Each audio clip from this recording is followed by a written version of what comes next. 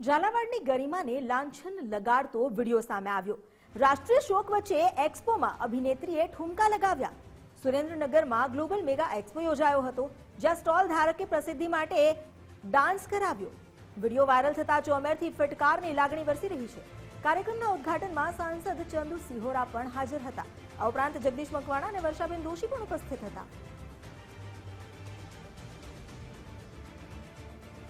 આ અંગે જો વધુ વિગત જાણીએ એસોસિએટ એડિટર ધર્મેશ વૈદ્ય પાસેથી। ધર્મેશ, આ જે સ્થિતિ છે, એક તરફ આપણે રાષ્ટ્રીય શોક છે અને તેમ છતાં આ પ્રકારે જે ગતિવિધિ કરવામાં આવી અયોગ્ય જ કહી શકાય, પરંતુ તેમ છતાં અહીં સવાલ એ થઈ રહ્યો છે કે આખરે શોકનો મલાજો કેમ નથી રાખવામાં આવી રહ્યો?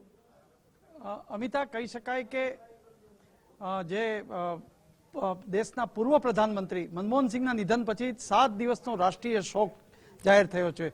હવે એ રાષ્ટ્રીય શોકની ગરિમા તો ઠીક છે, પરંતુ સુરેન્દ્રનગરના આ ગ્લોબલ બિઝનેસ શોમાં જે લોકાર્પિત કરવા ગયેલા સાંસદ, ધારાસભ્યો, ભાજપના અગ્રણીઓ એ શોકની ગરિમા તો ભૂલ્યા, પણ જેને કહી શકાય કે ગુજરાતી ફિલ્મની અભિનેત્રી એક એવા ડાન્સ કરે અને એમાં હાજરી રહે, અને આ એક જે શોભાસ્પદ નથી। એનું કારણ એ છે કે પ્રાઇવેટ કોઈ ગ્લોબલ ઝાલાવાડના નામનું કરી અને આયોજન કરતા હોય ત્યારે કોઈ પણ વ્યક્તિ, પદાધિકારીએ એ પણ વિચારવું જોઈએ કે દેશમાં અને વિદેશમાં જે મનમોહન સિંહને જે શ્રદ્ધાંજલિ મળી રહી છે અને એ એક પરંપરા છે, અને એ પરંપરા અંતર્ગત 7 દિવસનો જ્યારે રાષ્ટ્રીય શોક જાહેર કર્યો ત્યારે ભલભલા કાર્યક્રમો રદ થયા, પણ સુરેન્દ્રનગરમાં આ કાર્યક્રમ તો થયો, એમાં તો આ રાજકીય અગ્રણીઓ એટલે સુરેન્દ્રનગરના લોકસભાના ભાજપના સાંસદ ચંદુભાઈ સિહોરા સહિત ગયા, પરંતુ આ જે ઠુમકા જે લાગ્યા, એ ડાન્સ થયા જાહેરમાં, એ એકદમ ટીકાપાત્ર છે।